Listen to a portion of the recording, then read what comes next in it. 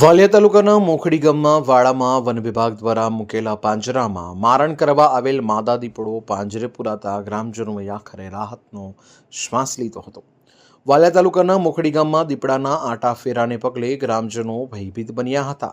આ અંગે કસ્તુર કેસાભાઈ ગામિતે વાલિયા વન વિભાગની કચેરીમાં આ બાબતની જાણ કરી હતી, જેને પગલે વાલિયા વન વિભાગના આરએફઓ મહિપાલસિંહ ગોહિલના માર્ગદર્શન હેઠળ બીટગાર્ડ દિનેશ રાઠવા સહિતની ટીમ દ્વારા મારણ સાથે કસ્તુર ગામિતના વાડામાં પાંજરું ગોઠવ્યું હતું.